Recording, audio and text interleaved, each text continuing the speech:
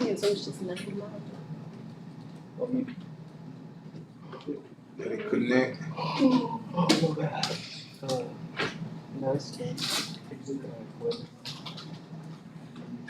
Oh, when I look on my computer, so it popped up. Now, so here, programming style. Remember we talked about programming style? Programming style is just the way in which you write the code to where you're comfortable. You understand? You might have all your expressions without spaces, like 2 times whatever equal, or 2 equal whatever time whatever, no spaces. Some people might put spaces in between every individual number and operator. Some people might say, okay, my variables gonna have a uppercase, the first letter uppercase, and the last letter uppercase. You understand? Or I might have multiple words with an underscore. I'll never use dashes. You know, I might do camel hump.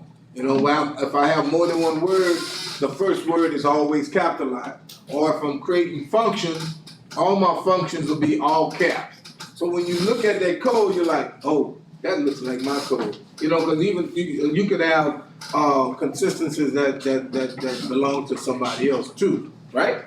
So, but it's like that's your programming style. Some people might say, okay, well, what I'm gonna do, all my when you write in large programs, if you got certain type headers, I'm gonna create my functions and my headers, and I'm gonna put them at the top. So when I call them, I know they're already at the top rather than at the bottom of my main function. Those type things. But that's just programming style. That does not have anything to do with the program itself, the program running, etc. Right? It's just the style in which you choose. All right. One style like I use, I always say, when you do a loop, we never gotten a loop, but if you do a loop and you have only one statement to execute, you don't have to put it within a body of curly braces. But I tell students who just starting, put the curly braces, because when you go to modify your program, you won't get confused as to why your logic is not performing in the way it should. All right, so that's a certain type of programming style. All right, but it doesn't have anything to do with the program. But look at 2.9 and look at 2.29 and 2.30. Both of these are identical. They give you the exact same output. But this one is more confusing than this one, correct? This one is more laid out statement by statement by statement by statement, 2.30. 2.29, it have multiple statements on the same line. So if you get an error, you might have an error on a particular statement, they're going to tell you the line. It might tell you a statement of what it's looking for, but you have to kind of look through that whole line to figure out what's going on, because you got multiple statements in one line, right? Is it right or wrong? No. You can do it either way, but it just might make it more difficult to look through that code. All right, and as I told you, blank spaces, whether you hit the enter key or whether you hit the space bar, they're not executable. All right, I could have 100 lines in between using namespace and it main. Right, it's just gonna go down to the next executable statement and execute it. You won't get error. I could do something like int and then go all the way across 100 space bar. Just gonna say int, and then what I'm doing the int on? Oh, int main, right? So you won't have an error when you have those blank spaces in certain places. Now, sometimes you have to have, spaces in accordance to the compile.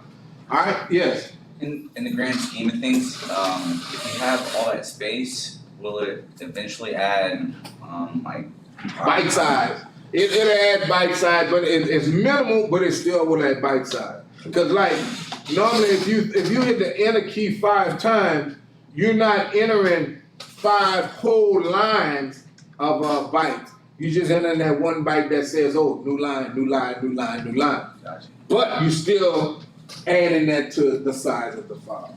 Kind of like, let's say, take a Word document, or even a document in Notepad. As you type, when you hit enter, you go to a new line, increase the byte. Every character increase the byte size of that file. Right? Right. Okay. All right. So like I say, you can go over this information. Like I said, this will help you. Wait, this is the end of the chapter. Did I do the right chapter? Wait a minute, wait.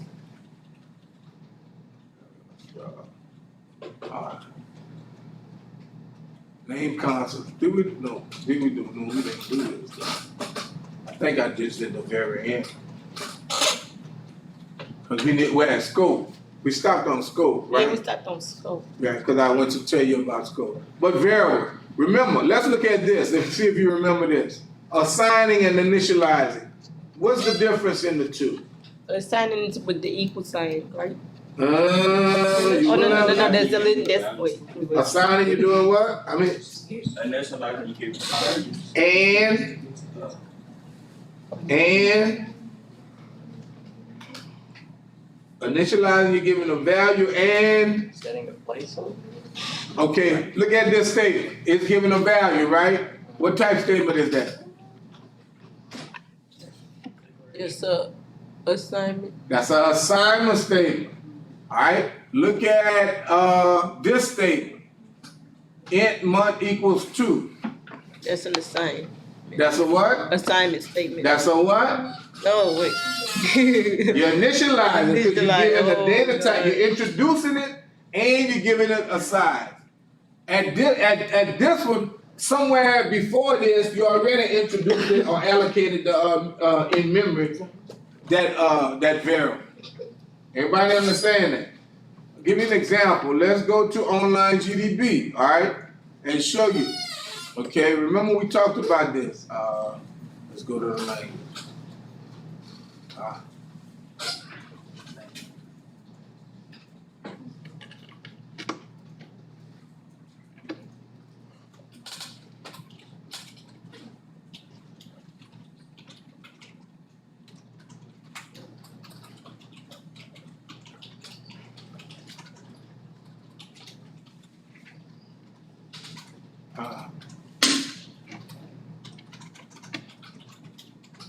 All right, so if I do something like this, int x,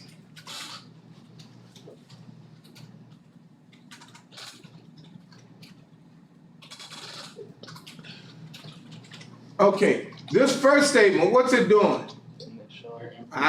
Where's the value? Huh? On this line, what it's doing? It's declaring. It's declaring that, hey, I have a variable that I want to use it within this program. Okay? It's declaring it, allocating a space for it. What's the value? We don't know yet. So that's declaring. Everybody understand? At this point, what are we doing? We have allocated space for what? Variable x. So we just doing what to that space?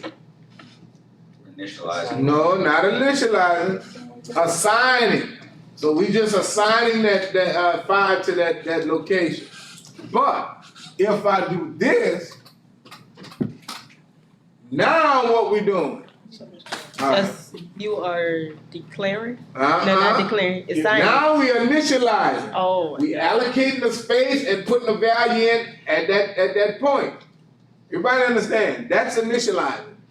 If I tell you to write a program and initialize 3 variables to equal 1, 2, and 3, what you gonna do? Int x equals 1, comma, y equals 2, comma, z equals 3. So you just initialize those 3 variables. But if somebody says, okay, I want you to write a program to declare 3 variables, after declaring the variables, then I want you to assign these values to the variable. You understand? It's a difference, all right? It's a difference. Just to declare them, okay, int x, comma, y, comma, z, semicolon. Like something like this. Int x, comma, y, comma, z. All right? But then I could do x equals whatever, y equals whatever, and z equals whatever. All right? So this is declaring, and then this is assigning. Okay? This is declaring because what? X is have an unknown value when I what? Introduce this data type and its variable name. Introduces data type and the variable name. Introduces data type and the variable name, but no value. Okay? Everybody got that? But if I would do something like this, x is equal to 5, y, 3,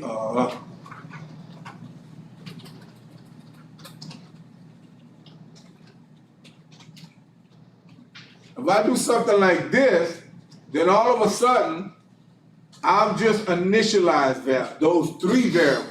Now, if I do something like this, how many variables are initialized in that statement? 2. 2, right? And one of them is just declared. Everybody see that? Everybody understand? Yes, I ma'am. have one question. Is it necessary for you to put spaces between No. the equal? That's what I said. That's programmer style. Okay. That's just programmer style. But I just do it so for clarity, so you can actually see what's going on. Because sometimes when people see something so close together, you know, it might not look as what it should appear to be. Oh. All right. Okay. All right. So that same thing, no problem. I could do that same thing with this. You know. I could do this. That'll work. You understand? But it's somewhat confusing, right?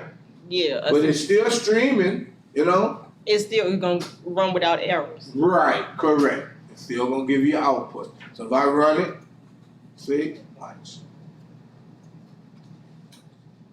And it's just gonna print X, which is 5. See? So it ran, right? It's just programmer style. That's all, programmer style. Okay. All right. Now, so initialize it and declare it. All right. Declaring variables with auto keyword. What this auto? Hello, how you doing?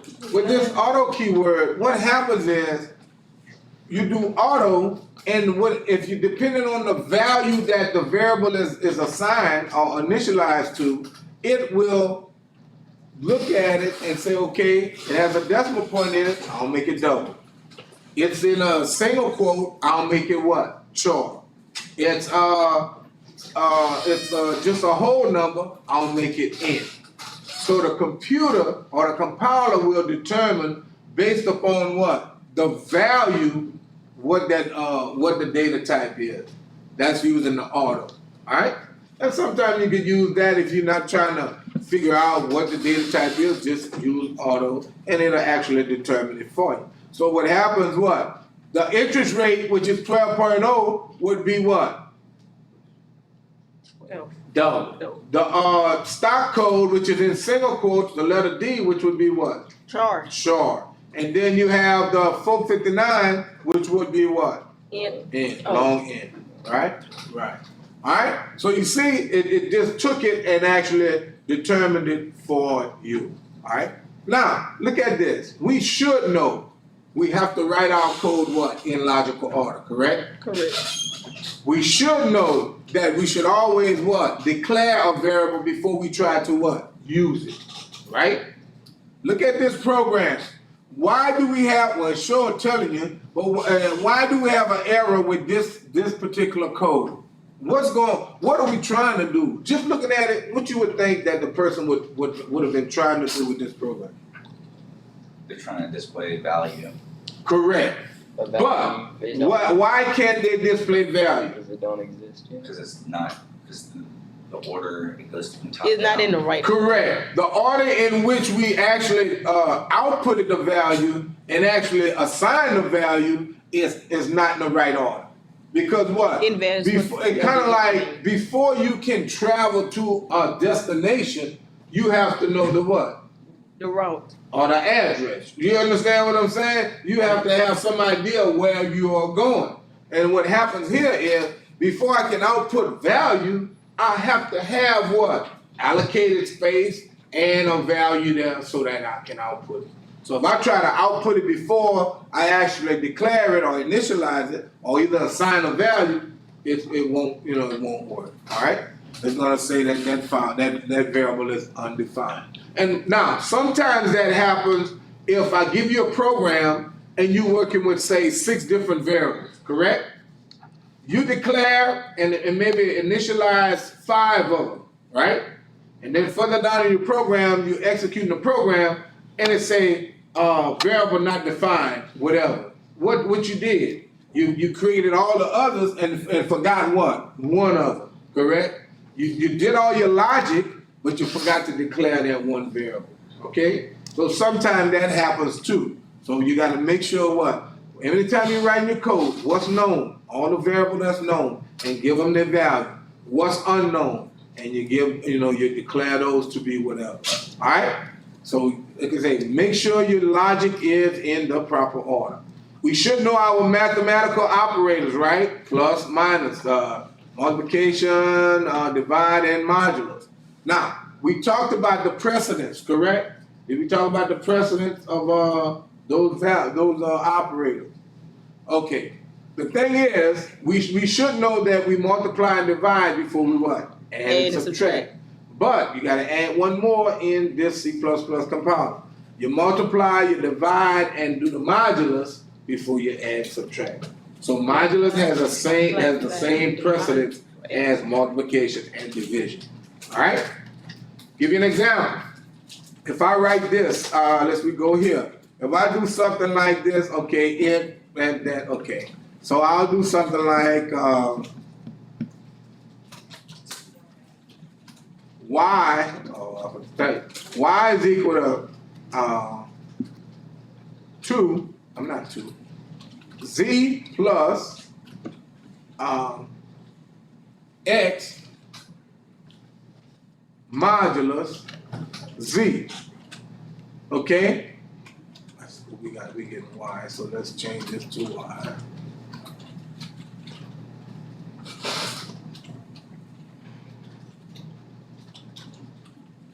All right, so what would be our answer, class, and how would we process that? Huh? Why? All right. What's 5? Because we have to do what first? Do the modulus. Do the modulus.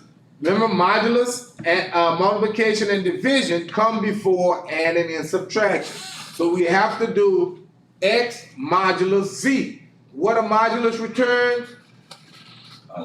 The remainder. What's 5 divided into 2? What's the remainder?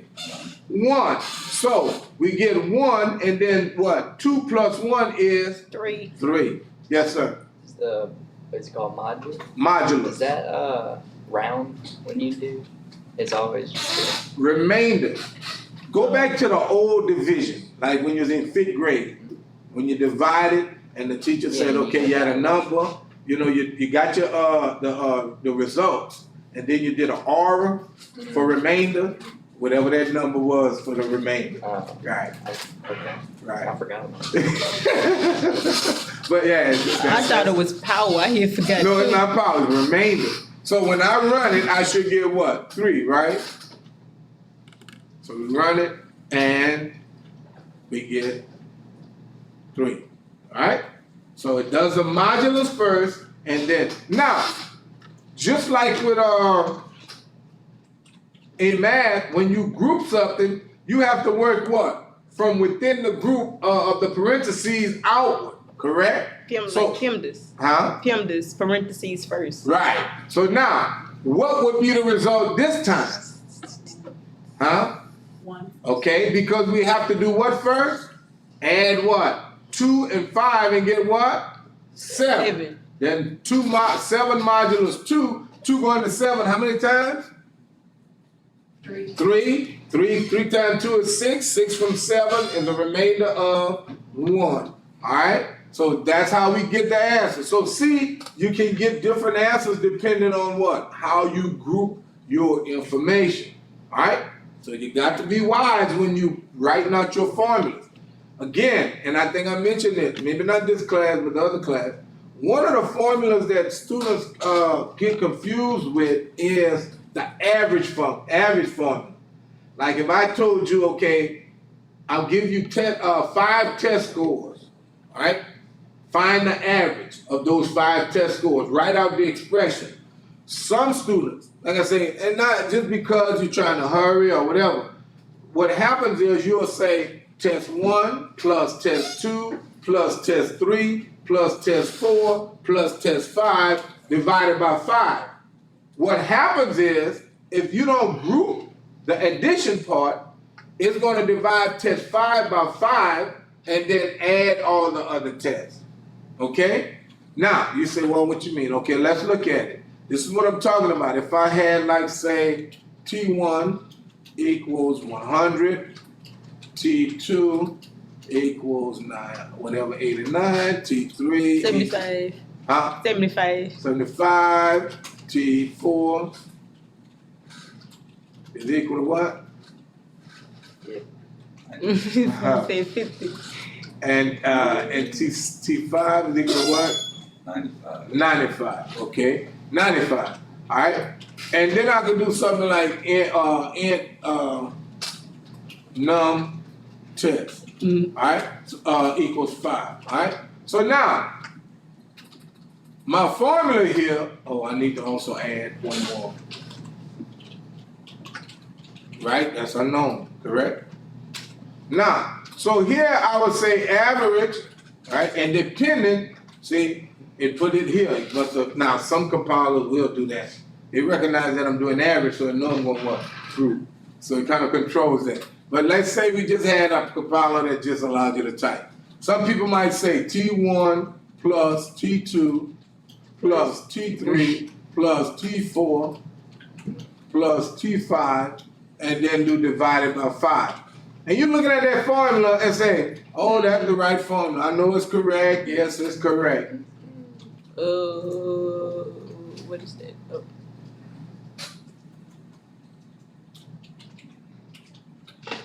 All right?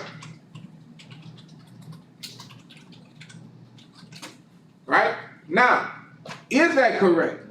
No. That's going to give me, looking at it, that's going to give me 100, maybe 200, 300 and something.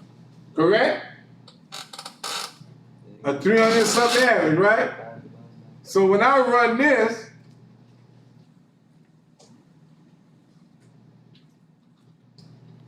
I got to unexpected. Yeah, equals. Oh, average equal. I didn't assign it, right, class? Right. I didn't assign it to average. All right?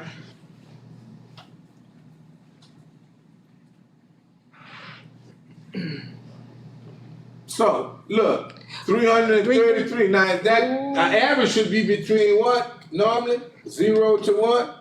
100, especially if I'm dealing with scores from 0 to 100, correct? Now, if I'm doing it with 100 and whatever, then it sometimes may go up.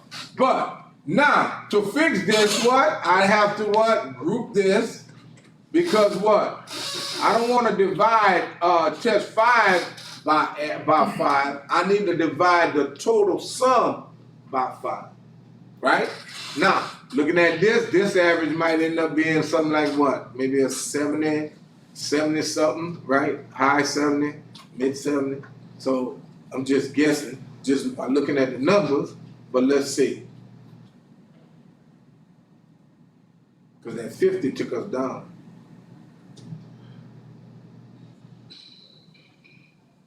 Or 80, so 81, all right? So you understand what happened. Just using, not using those what?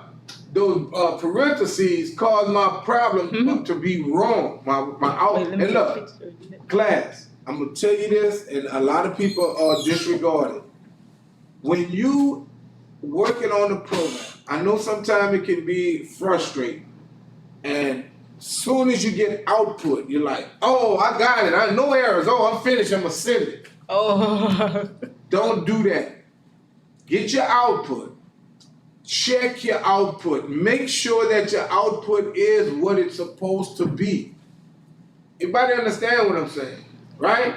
Yes. Because if I give you a program something like this, and you miss the parentheses, and you're like, man, Mr. Professor, I did it. Oh, I didn't have any errors. It worked. It worked, right? You arguing the fact that what?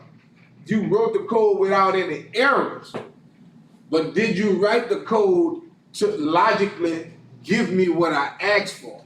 You understand? So that's what you got to be checking for. Right. You want the right average. Average. Correct. And look, it's no harm to take it and do it on a piece of paper and say, okay, let me see if I do my average on a piece of paper, or I use a calculator, then I get the same answer, right? You get the same answer, well, hey, all right, it should be right, right? But don't just get an answer and say, oh, it's right, and try to turn it in, because if you're working for a company, you don't just write code and get all the errors out and say, oh, well, I'm finished and it's done.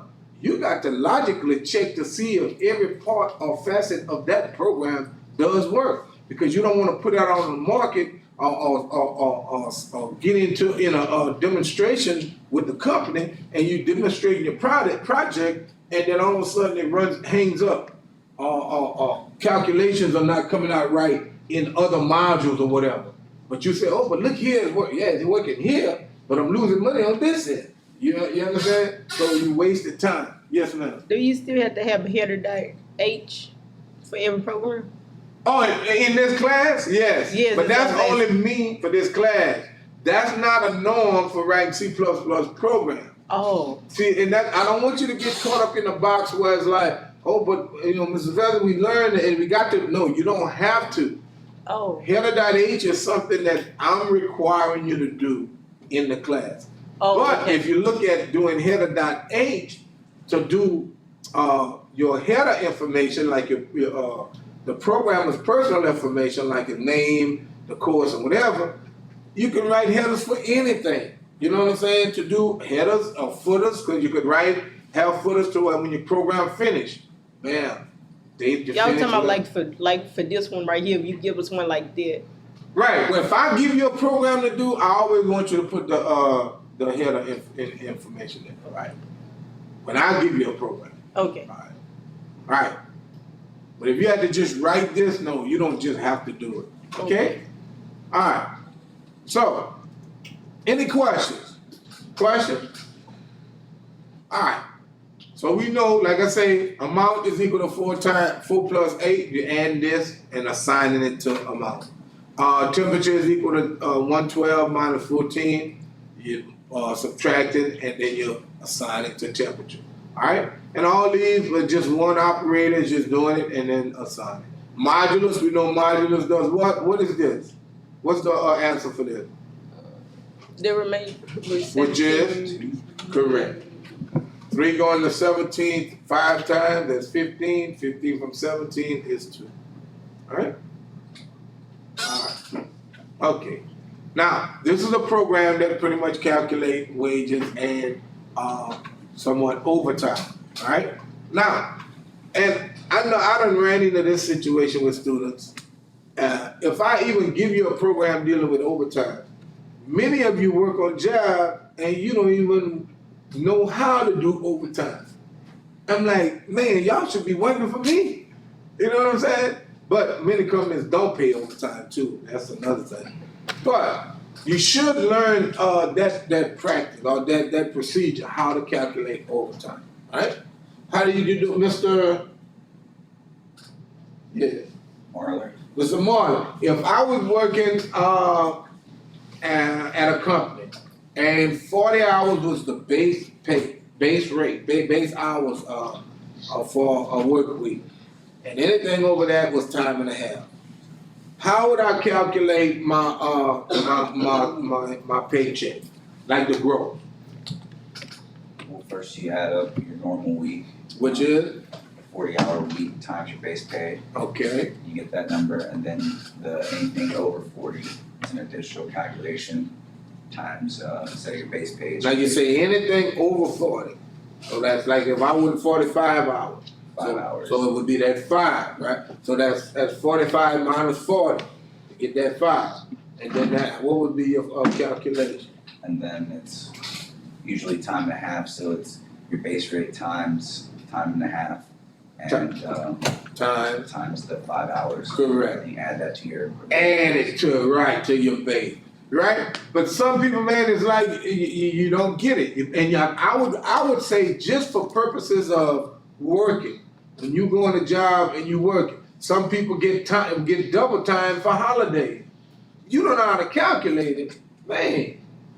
You could get a paycheck and you could be undercut. You understand? So you need to this is something I would say just basic, just something that you should learn how to do and understand, because you never know when you're gonna have a job and you need to calculate. And if you learn it now, you're like, okay, I got it. All right, but that was right what Mr. Marlowe said. So you got to be able to find the base pay first. Now, Mr. Marlowe, what happens if a person works 10 hours that week? It's not overtime, it's just you change your hours to, instead of the 40, you change that to the 10, and you still get the base pay, so it's the single calculation. All right. Now, in class, what happens is, if you wanted to really write that code to handle all conditions, all of a sudden now you're dealing with if statement. You understand? Because the first thing you have to do is retrieve the what? The base pay. I mean, yeah, the wages. Not wages, the hours, right? The wages probably gonna be given. But then the hours is like, if hours is greater than 40, then you'll take it to do what? The function for overtime and regular pay or whatever, right? But if it's under, then you'll just do what? Regular pay.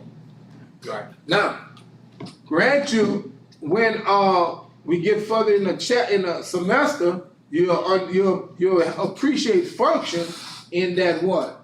If you do an if statement and it's greater than 40, then you can call what? An overtime function, right? And then return, and then you can do the base pay function. You understand? So, and so you won't have everything listed all in one program, right? And it's broken down where you can see exactly what's happening. All right? All right. Now, I don't know if we went over this. Integer division. Let's look at our program. What happens is our data types have precedence. Okay? So let's look at this.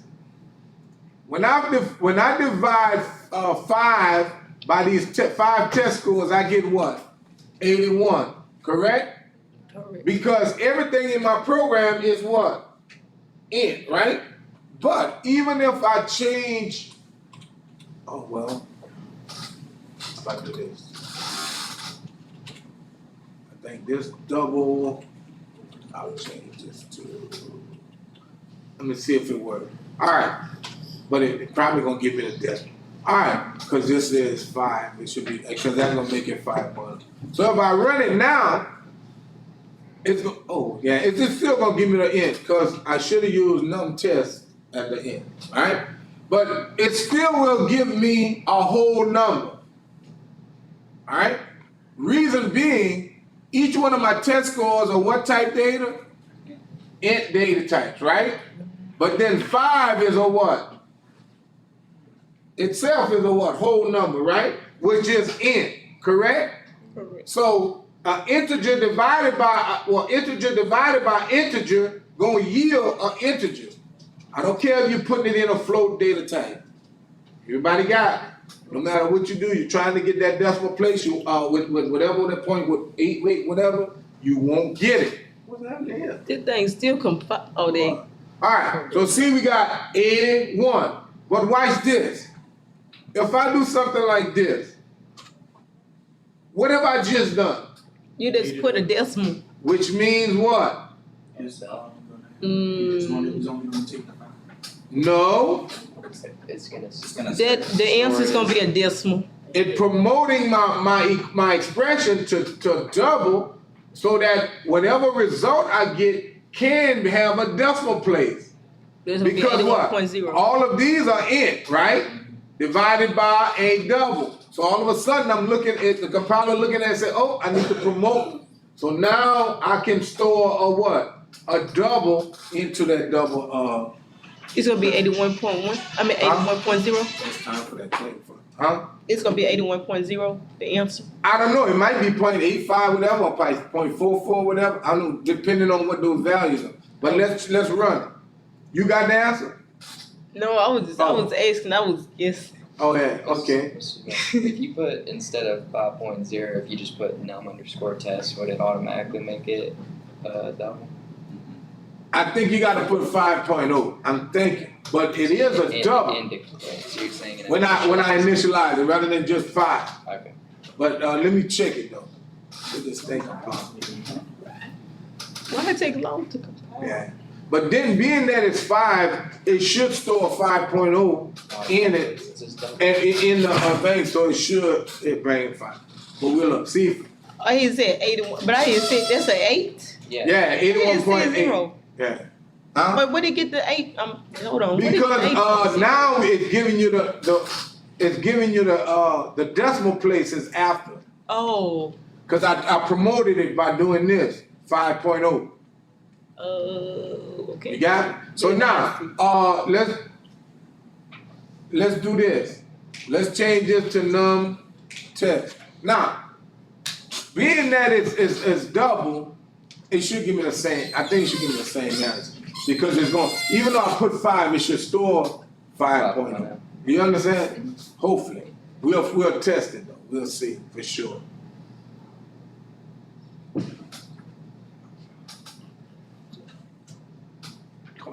See? Alright.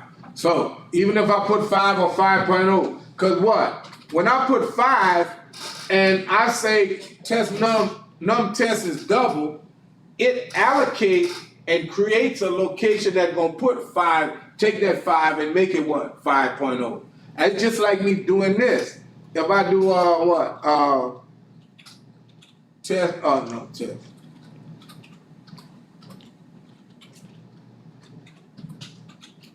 Equals 3. It's gonna say what? 3.0. It's gonna store 3.0 in that thing. So that's what happens here. Even though I put 5 as a integer, it's gonna take it and say, okay, it's double, and it's storing it in that double location. It's 5.0.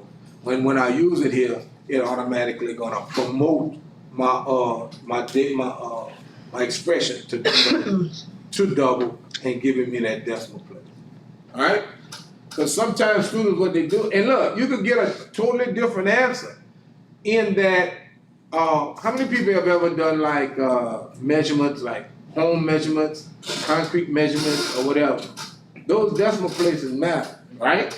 Because when you ordering concrete, or you ordering lumber, like for the walls, whatever, and it say one wall you might need 5.7 sheets, and the other wall 5.7, the back wall 2.8.